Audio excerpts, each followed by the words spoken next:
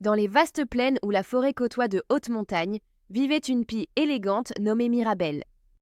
Avec ses plumes noires et blanches étincelantes et son regard vif, Mirabelle était connue dans la région pour sa curiosité insatiable et son amour des trouvailles rares. Elle passait ses journées à survoler les clairières, toujours en quête de nouveaux objets brillants. À ajouter à sa collection, cachée avec soin dans la fourche d'un vieux chêne.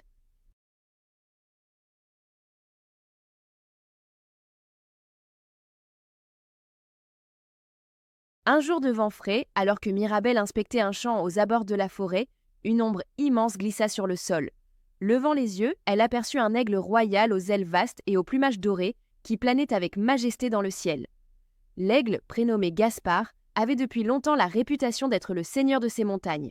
Son vol était puissant, ses serres redoutables, et son œil pouvait distinguer la moindre souris à des centaines de mètres. Mirabelle observa Gaspard avec admiration, mais aussi prudence. Nombreux étaient ceux qui craignaient la puissance de l'aigle. Pourtant, ce jour-là, Gaspard n'avait rien du prédateur attentif. Il semblait préoccupé, effectuant de grands cercles au-dessus du même rocher, comme s'il y cherchait quelque chose d'important. Curieuse, Mirabelle se posa sur une branche proche du rocher.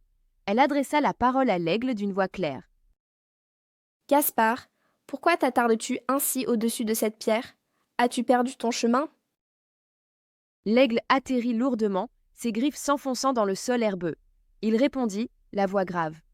« Non, Mirabelle, je cherche la bague de mon ancêtre. C'était un anneau d'argent que je portais à la patte, symbole du courage de notre lignée. Une rafale l'a emportée, et je la crois tombée ici. Sans elle, je crains d'oublier d'où je viens et ce qu'on attend de moi. » Mirabelle hocha la tête avec compassion. Son amour pour les objets précieux lui faisait comprendre l'attachement de Gaspard à cet anneau. Elle proposa son aide. « Laisse-moi t'aider. Je suis douée pour retrouver de petites choses et, à deux, nous irons plus vite. »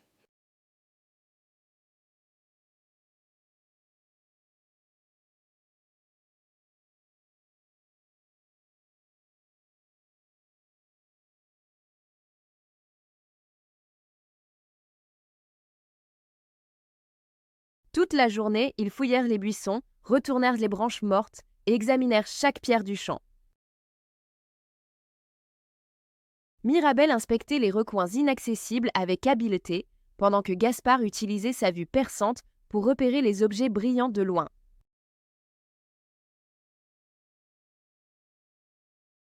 Mais ce ne fut que lorsque le soleil commença à décliner que la pie remarqua un éclat argenté entre deux racines.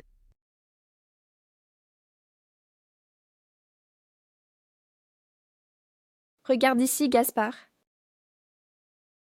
Gaspard s'approcha, le cœur battant. Mirabelle eut tôt fait de déloger la bague avec son bec agile. L'aigle la saisit délicatement dans ses serres, le regard humide de reconnaissance.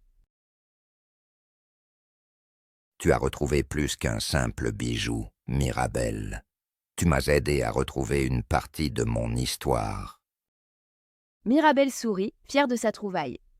« N'oublie pas, Gaspard, il ne faut pas se définir par ce que l'on porte, mais par ce que l'on fait. L'anneau symbolise ton courage, mais c'est ta générosité et ta volonté de protéger ces terres qui te rendent vraiment noble. » Gaspard, touché par ces mots, promit de garder l'anneau, mais surtout de se montrer digne, chaque jour, du titre qu'il portait. Mirabelle, quant à elle, se sentit soudain moins seule dans sa passion des trésors, comprenant que certains objets prennent leur valeur par l'histoire qu'ils incarnent et les liens qu'ils tissent entre les êtres. Depuis ce jour, l'aigle et la pie devinrent amis. Leur alliance montra à tous les habitants de la forêt que l'on a parfois besoin de l'œil du roi, comme de l'agilité de la pie. Et que la véritable grandeur se trouve moins dans les objets que l'on conserve que dans les valeurs que l'on partage.